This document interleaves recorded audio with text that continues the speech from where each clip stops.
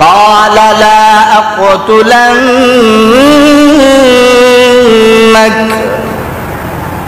قال إنما يتقبل الله من المتقين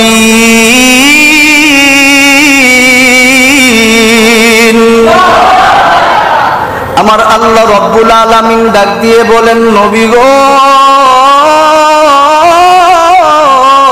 আমার হাবিব আপনি আপনার সাহাবায়ে কেরামগণ সহ আপনার উম্মতগুলার এই ইতিহাস কুরবানির আপনি জানায়া দিবেন আল্লাহর নবী বিশ্ব নবীজি কুরবানির ইতিহাসগুলো সাহাবায়ে কেরামদের সামনে বলতেছেন আর হাবিল কাবিলের কথা বলতে যাইয়া আমার নবীজি চোখের পানি ঝরনার স্রোতের মতো ফেলতেছিলেন কেন কেন ওই জায়গা থেকে কুরবানি আসলো হযরত ইব্রাহিম আলাইহিস সালাতু ওয়াস সালামের কাছে হযরত ইব্রাহিম আলাইহিস সালাতু ওয়াস সালাম হলেন আমাদের জাতির পিতা কথা বলেন ঠিক কি না আল্লাহর নবী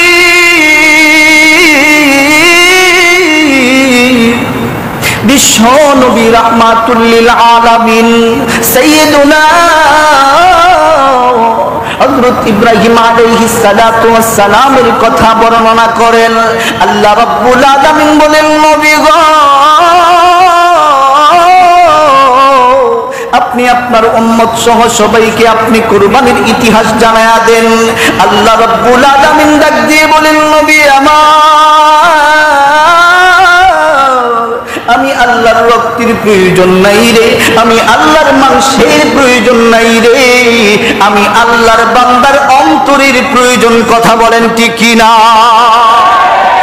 আল্লাহ রাব্বুল আলামিন বলেন আমি বান্দার অন্তরটাকে দেখব বান্দা কোন অন্তর নিয়ে কুরবানি করলো আর আমি আল্লাহ রাব্বুল আলামিন তার কুরবানিকে ইব্রাহিমী কুরবানি বানায়া তাকে জান্নাতে যাবার রাস্তা করে দিব সুবহানাল্লাহ হযরত আদম আলাইহিস সালাতু ওয়াস সালাম যখন এই ঘোষণাটা দিলেন বাবারে ওই দুই সন্তান হাবিল আর কাবিল বললেন ঠিক আছে মানলাম হাবিল এবার কুরবানি দিলেন মালিকের নামে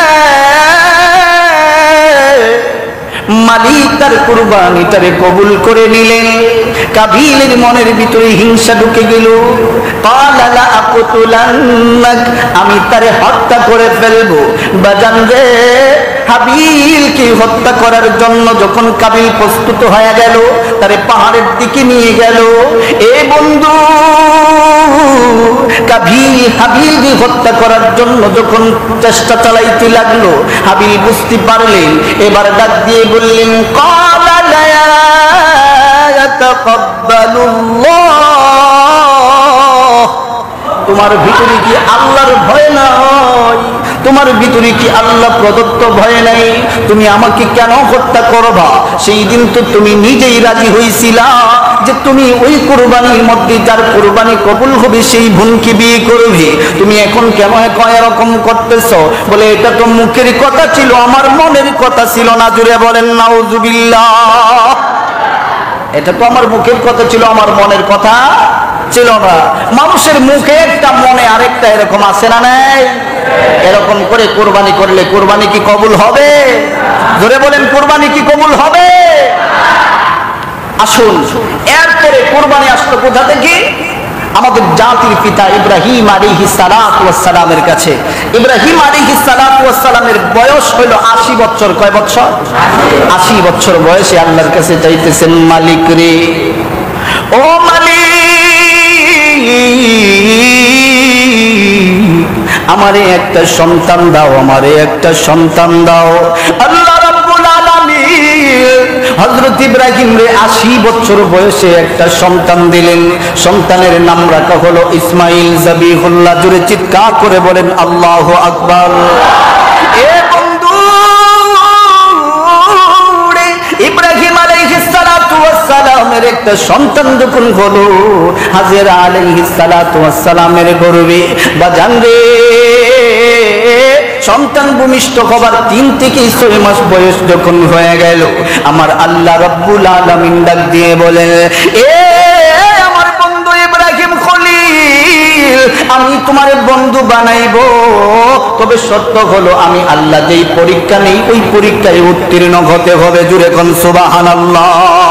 হযরত ইব্রাহিম ডাক দিয়ে বলে, মালিক গো, আপনার বন্ধু হবার জন্য যেই পরীক্ষা আমাকে দিতে হয় আমি সেই পরীক্ষা দিতে প্রস্তুত। সুবহানাল্লাহ। হযরত ইব্রাহিম রে আমার আল্লাহ ডাক দিয়ে বলেন, ইব্রাহিম তোমার সন্তানের এখন বয়স কত? বলে আমার সন্তানের বয়স 3 মাস। তোমার স্ত্রী সহ যাও, তোমার সন্তান সহ তারে বনবাস দিয়ে দাও মক্কায়। কোথায়? মক্কায় বনবাস দেওয়ার জন্য তাকে প্রস্তুত হও। তিনি বলতেছেন, মালিক গো, আপনার বন্ধু হবার জন্য আমার স্ত্রীকে আমি আমার সন্তানকে মক্কায় আমি পাঠাইয়া দিব। সুবহানাল্লাহ। মক্কার মধ্যে যে পাঠাইয়া দিবে, ওই মক্কার মধ্যে যেই জায়গায় পাঠাবে বাজানবে, ওই জায়গার মধ্যে কোনো দলান বিল্ডিং ছিল না, ওই জায়গার মধ্যে কোনো মানুষ না,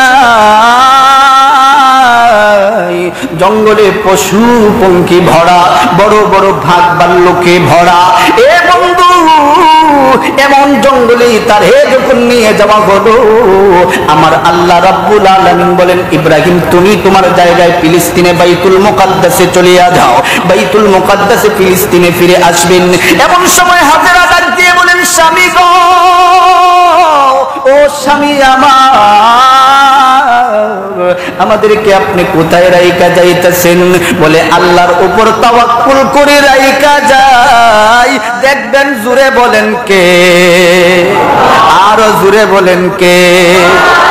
হাজেরা ডাক দিয়ে বলেন, স্বামী গো, আল্লাহর উপর ভরসা করে যেহেতু রাইকা যাইতেছেন, আমার কোনো চিন্তা নাই, দেখবেন তো আমার আল্লাহ। এমন করে যখন 6 থেকে 12 মাস 12 বছর বয়স হয়ে গেল ইসমাইলে, মাঝে মধ্যে যায় ইব্রাহিম আলাইহিস সালাতু ওয়াস সালাম ইসমাইলকে দেখে আসেন। বলেন তো দেখি, 80 বছর বয়সে কেউ যদি একটা সন্তান পায়, এই সন্তানের জন্য বাবা মায়ের আদর ভালোবাসা কম থাকবে না বেশি থাকবে? জোরে বলেন, কম না বেশি? বাইতুল মুকাদ্দাস ফিলিস্তিনে একদিন স্বপ্ন দেখতেছেন, হযরত ইব্রাহিম আলাইহিস সালাতু ওয়াস সালাম কুরবানি করতেছেন আল্লাহর জন্য। সুবহানাল্লাহ বলতেন। হযরত ইব্রাহিম আলাইহিস সালাতু ওয়াস সালাম কুরবানি করতেছেন স্বপ্নে দেখার পরে। হযরত ইব্রাহিম পরের দিন কমপক্ষে 50টা উট তিনি কুরবানি করলেন। রাতের বেলা যখন আবার ঘুমায়া পড়লেন, রাতের বেলা আবার স্বপ্নে দেখে তিনি যেন আবারও কুরবানি করতেছেন। আল্লাহর ইব্রাহিম আলাইহিস সালাতু ওয়াস সালাম পরের দিন 100 উট কুরবানি করলেন। এর পরের দিন আবারও স্বপ্নে দেখেন তোমার মায়ার সবচেয়ে মায়ার বস্তুটা তুমি কুরবানি করো। সুবহানাল্লাহ। হযরত ইব্রাহিম, কি রে আমার মায়ার জিনিস দিব গো, আমার তো সবচেয়ে মায়ার জিনিস সম্পদগুলি সব দিয়ে দিলাম, এখন তো একমাত্র আমার মায়ার জিনিস আমার সন্তান, আমার ছেলে ছাড়া দুনিয়ায় আর কেউ না। আমার আল্লাহ বোধহয় চাই ওই সন্তানটারে কুরবানি দেওয়ার জন্য। হযরত ইব্রাহিম ফিলিস্তিন বাইতুল মুকাদ্দাস থেকে তিনি রওনা করলেন তিনার সন্তানকে কুরবানি করার জন্য। আল্লাহু আকবার। ইব্রাহিম আলাইহিস সালাতু ওয়াস সালাম বাইতুল মুকাদ্দাস থেকে তিনি যখন চলে গেলেন মক্কায়, ওইদিকে শয়তান কবরটা পেয়ে গেল। ইব্রাহিম তো ফিল করার মতো লোক নয়। ইব্রাহিম রে বলা হয় আগুনে পড়তে হবে, আমি আল্লাহ বন্ধু বানাইব। ইব্রাহিম বলে, মালিক আগুনে পড়বো, এর পরে আপনার বন্ধু হইতে চাই। আল্লাহু আকবার। ও মালিক, আগুনে পড়বো, এর পরেও আপনার বন্ধু হতে চাই। আল্লাহ ডাক দিয়ে বলেন, ইব্রাহিম এবার তোমার শেষ পরীক্ষা, এবার দেখা যাবে তুমি ফার্স্ট হও না ফেল হও। ওইদিকে বাগান সন্তানটারে কুরবানি করার জন্য তিনি মক্কায় চলে গেলেন। আল্লাহর পয়গম্বর ইব্রাহিম মক্কায় যাওয়ার আগে আগে শয়তান যায় হাজির হইছে, যায় হাজেরা আলাইহিস সালাতু ওয়াস সালামের কাছে। হাজেরারে ডাক দিয়ে বলে, হাজেরা তুমি কি জানো ইব্রাহিম আলাইহিস সালাতু ওয়াস সালাম আজকে আসতেছেন? বলে, না না না। বলে শুনে রেখো, ইব্রাহিম আসবেন আর তোমার সন্তানটারে নিয়ে কুরবানি করে ফেলবে। হাজেরা ডাক দিয়ে বলে, ভাই তোমারে আমি চিনি না, তুমি কে? তবে পৃথিবীর জমিনে এমন কেউ নাই 80 বছর বয়সে একটা সন্তান পাবার পরে ওই সন্তানটাকে নিজের হাতেই কুরবানি করবে। কথা বলেন ঠিক কি না? হযরত ইব্রাহিম এমন নয়, না না, তার সন্তানকে তিনি কুরবানি করতে পারেন না। অনেক বুঝাবার পরে যখন সময় বুঝেন না, হাজেরারে ডাক দিয়ে বলে, ও হাজেরা তুমি কি জানো গো, ইব্রাহিম তো তার ইচ্ছায় তার সন্তানরে কুরবানি করবে না, সে তো আল্লাহকে খুশি করার জন্য তার ছেলেরে কুরবানি করবে। এমনি হাজেরা ডাক দিয়ে বলে, তোরে আমি চিনতে পেরেছি, তুই কেডা করে চিনতে পারছি? তুই বোধহয় শয়তান ছাড়া আর কেউ নয়। আমার এই সন্তান একটা কেন, আমার আল্লাহর জন্য হাজারো ইসমাইল যদি কুরবানি করতে হয়, আমি হাজারো ইসমাইলকে আমার আল্লাহর জন্য কুরবানি করতে রাজি। হযরত ইসমাইল আলাইহিস সালাতু ওয়াস সালাম রে আগে থেকেই সাজায়া গুজায়া হযরত হাজেরা আলাইহিস সালাতু ওয়াস সালাম রাখছেন। কারণ হইল স্বামী আসলেই তো আয়েশা যাতে তারে আর বলতে হয় না। হাজেরা আলাইহিস সালাতু ওয়াস সালামের কাছে যখন ইব্রাহিম আসলেন, আয়েশা সালাম দিয়া ডাক দিয়ে বলেন, হাজেরা আমার সন্তানটারে সুন্দর করে সাজায়া গোজায়া দাও। হযরত হাজেরা কোনো প্রশ্নই করলেন না, আল্লাহর পয়গম্বর ইসমাইল সাজায়া যখন দেয়, হযরত ইসমাইল রাস্তা দিয়া নিয়ে যায়। হযরত ইব্রাহিম ডাক দিয়ে বলি, বাবা জান তোমার কাছে একটা প্রশ্ন জানবার ছিল, তুমি কি বলবা? আমি তো জানি না, তুমি কি উত্তরটা দিবা? বলে কি বাবা বলো? বলে শোনো, ইয়া বুনাইয়া ইন্নী আরা ফিল মানাম।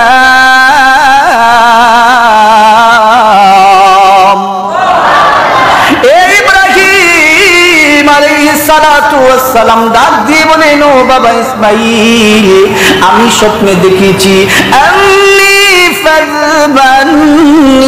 ফাযবাহুকা ফানজুর মাযা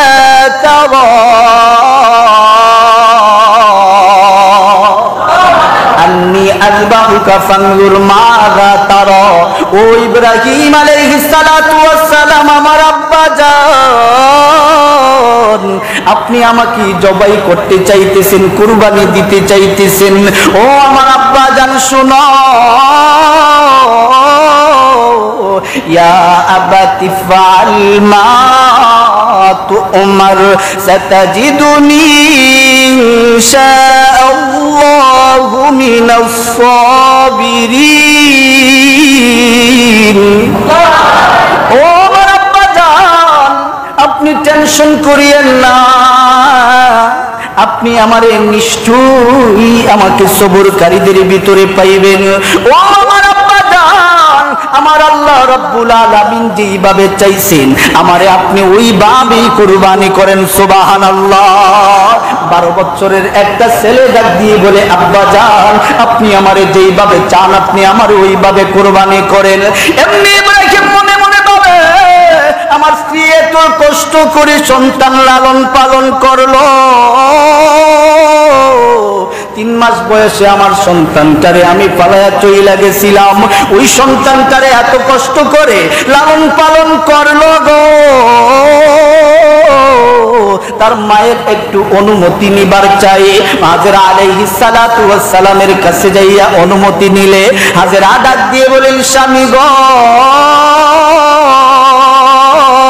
আমার আল্লাহর জন্য আমার ছেলে ইসমাইলকে আমি দান করে দিলাম। নিজের সন্তান একটা মাত্র ছেলে, কত আদরের সন্তান, হাজেরা দান করে দিলেন আল্লাহর জন্য। হযরত ইব্রাহিম তার সন্তানকে নিয়ে যখন মিনা বাজারের উদ্দেশ্যে যখন সময় রওনা করলেন, বাজান রে, মিনা বাজারে যাওয়ার আগে আগে শয়তান ইসমাইল যায় বলে, এ ইসমাইল কই যাও গো? তোমারে কিন্তু তোমার বাবা হত্যা করে ফেলবে, তোমার বাবা কিন্তু তোমারে কুরবানি করে ফেলবে। ইসমাইল ও ইব্রাহিম হাতির মধ্যে কম করে নিয়ে শয়তানের উপর মারতে শুরু করে দিলেন। আল্লাহু আকবার। এ বন্ধু, দিল দিয়া, দিলের কান দিয়া কথাগুলি একটু শোনার চেষ্টা করবেন বাজান রে। হযরত ইব্রাহিম আলাইহিস সালাতু ওয়াস সালাম তার সন্তানকে কুরবানি করার জন্য যখন মিনা বাজারে নিয়ে গেলেন, মিনা বাজারে যাওয়ার পর হযরত ইসমাইল ইব্রাহিম রে ডাক দিয়ে বলেন, ও আমার আব্বা জান, আপনি তো আমারে বড় বেশি ভালোবাসেন, আমি আপনার একটা মাত্র সন্তান। ও আমার আব্বা জান, আপনাকে আমি কিছুগুলা পন্থা বাতা দিই কিভাবে আমাকে আপনি কুরবানি করবেন। সুবহানাল্লাহ বলেন। এমন পৃথিবীতে এমন সন্তান নাই গো, নিজে নিজে কুরবানি হবার জন্য, কুরবান হবার জন্য যায়, এমন সন্তান পৃথিবীতে পাওয়া যাবে না। ঠিক না বেটি? এমন সন্তান আছে যে সন্তান নিজে নিজে কুরবানি হবার জন্য মিনা বাজারে যাচ্ছে, আল্লাহর জন্য কুরবানি হবে, এরপরেও বলে আল্লাহ আপনার বন্ধু হতে চাই। সুবহানাল্লাহ।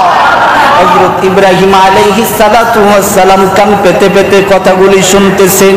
হযরত ইসমাঈল ডাক দিয়ে বলে, আব্বা জান, আপনি আমারে যে কুরবানি করবেন গো, ভালো করে আপনার চক্ষুটা আপনি বেঁধে নিবে। ও আমার আব্বা জান, আপনি ভালো করে আমার চক্ষুটাও বেঁধে নিবে। ও আমার আব্বা জান, আমার হাত পা গুলি সুন্দর করে বেঁধে দিয়েন, কারণ যখন সময় আমার রুগুটা বাহির হবে আমি ছটফট করব, আপনার মায়া অন্তরের ভিতরে চলে আসতে পারে। আর ওই মায়ার কারণে যদি আল্লাহরে বইলা যান, আল্লাহর কাছে কি জবাব দিবেন গো? ও আমার আব্বা জান, এই জন্য আমারে সুন্দর করে বাইদা নিবে। হযরত ইব্রাহিম আলাইহিস সালাতু ওয়াস সালাম নিজের সন্তানটারে এমন করে হাত পা বাঁধে রে, হাত পা বাঁধার পরে চক্ষুটাও বাঁধলেন। এমন সময় তলোয়ারটা হাতের মধ্যে নিলেন, ছুরিটা নিয়ে পড়তেছিলেন, ওয়াজ্জাহতু ওয়াজহিয়া লিল্লাযী ফাতারাস সামাওয়াতি ওয়াল আরদা হানিফা ওয়া মা আনা মিনাল মুশরিকিন ইন্না সালাতি ওয়া নুসুকি ওয়া মাহইয়ায়া ওয়া মামাতি লিল্লাহি রাব্বিল আলামিন। আমার নামাজ, আমার রোজা, আমার হজ, আমার যাকাত সবগুলো আপনি মালিকের জন্য। কথা বলেন ঠিক কিনা? হযরত ইব্রাহিম আলাইহিস সালাতু ওয়াস সালাম তরবারিটা হাতের মধ্যে নিয়া, ছুরিটা হাতের মধ্যে নিলেন গো। হযরত ইসমাঈলের গলার মধ্যে ছুরিটারে লাগাইয়া যখন পড়লেন, লা শারীকা লাহু ওয়া বিযালিকা উমিরতু, এমন যখন বললেন, ওয়া আনা মিনাল মুসলিমিন, আমি মুসলমান হইয়া আমার সন্তানটারে আপনার জন্য কুরবানি করলাম।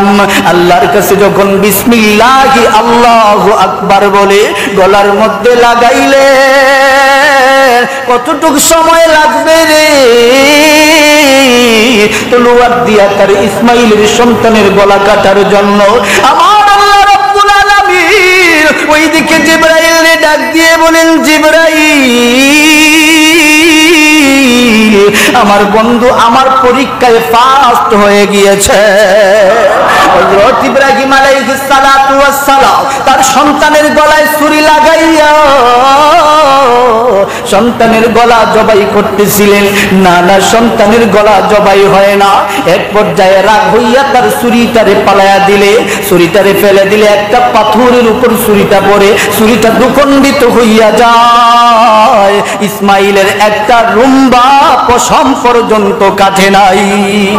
হযরত ইব্রাহিম আবার বলেন, যত সময় পর্যন্ত আমার হাতের ভিতরে রক্ত না লাগবে তত সময় পর্যন্ত আমার ছেলেরে আমি কাটতেই থাকবো। আল্লাহু আকবার। এই পরীক্ষায় ইব্রাহিম সন্তানরে মিনা বাজারে শুয়াইয়া ইসমাইলের গলা পর্যন্ত নেয়ার আগে আগে বিসমিল্লাহি আল্লাহু আকবার যখন সময় বললেন, আমার আল্লাহ জিবরাইলরে ডাক দিয়ে বলেন, জিবরাইল